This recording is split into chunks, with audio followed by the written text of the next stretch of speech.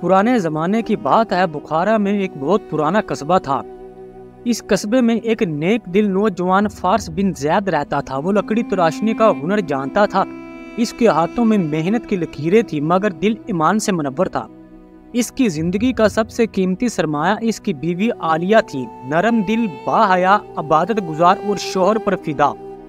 فارس اور عالیہ کی شادی کو 3 سال گزر چکے تھے۔ غربت کی باوجود ان کے گھر میں سکون تھا، کیونکہ وہ دونوں ایک دوسرے سے سچا پیار کرتے تھے۔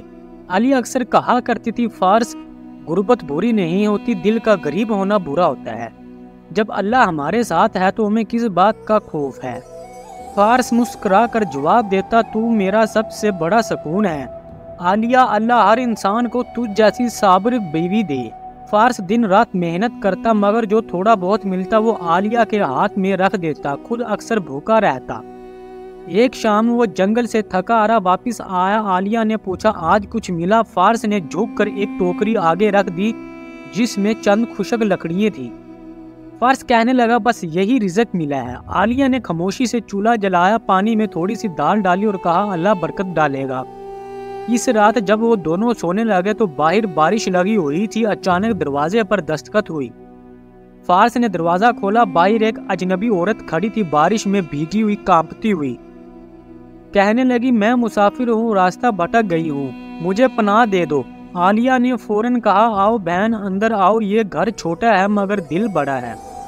عورت نے اندر آ کر شکریہ ادا کیا۔ اگلی صبح جب وہ جانے لگی تو اس نے عالیہ کے ہاتھ پر ہاتھ رکھ کر کہا، اللہ تم دونوں کے صبر کا انعام ضرور دے گا۔ یہ کہہ کر وہ چلی گئی۔ فارس اور عالیہ نے ایک دوسرے کو دیکھا اور دل میں ایک سکون محسوس کیا، مگر وہ نہیں جانتے تھے کہ یہ عورت کوئی عام مسافر نہیں بلکہ بادشاہ کی گمشدہ بہن تھی جو محل سے بھاگ کر آئی تھی۔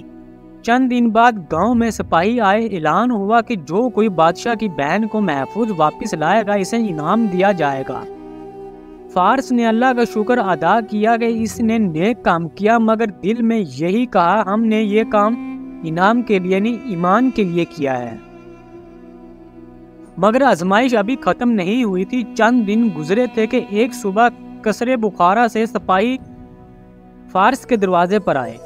فارس بن زید، تمہیں بادشاہ کے دربار میں بلایا گیا ہے۔ فارس حیران ہوا۔ جب وہ محل پہنچا تو بادشاہ تخت پر بیٹھا تھا، چہرے پر سختی۔ اس کے سامنے وہی عورت کھڑی تھی جسے فارس نے پناہ دی تھی، شہزادی زرناب۔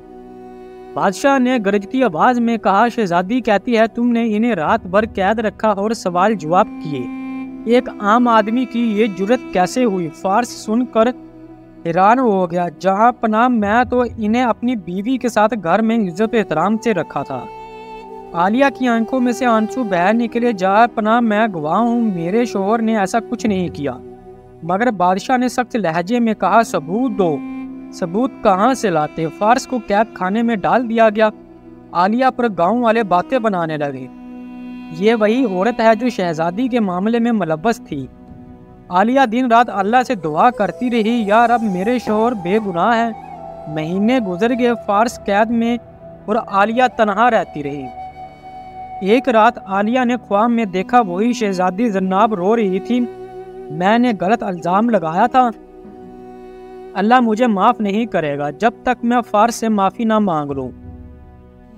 عالیہ جاگی تو وہ فوراً سجدے میں گری گئی، یا اللہ یہ تیری نشانی ہے، تو انصاف کرنے والا ہے۔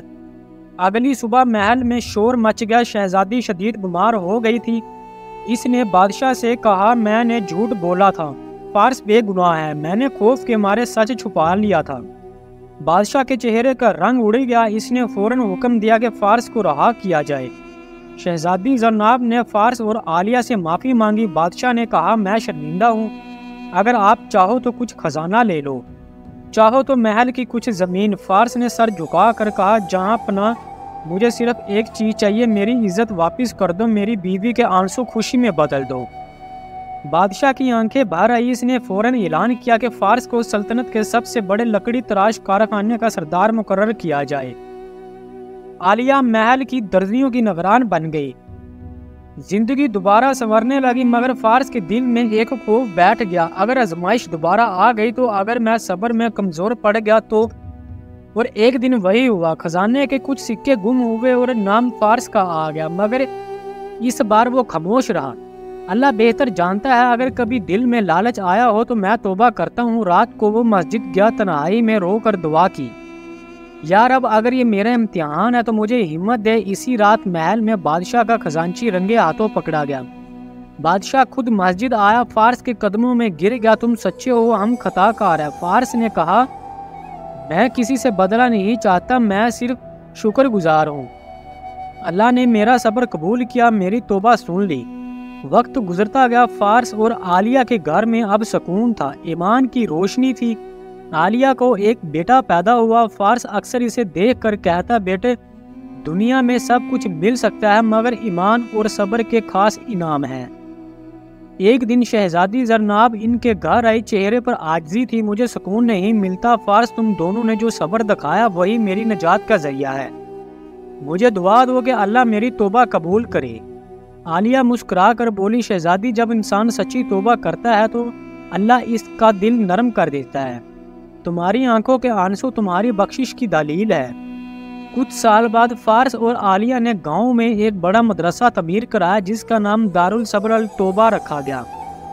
فارس گاؤں کے لوگوں کو کہتا، صبر کرنے والا کبھی خالی نہیں رہتا اور توبہ کرنے والا کبھی رسوا نہیں ہوتا۔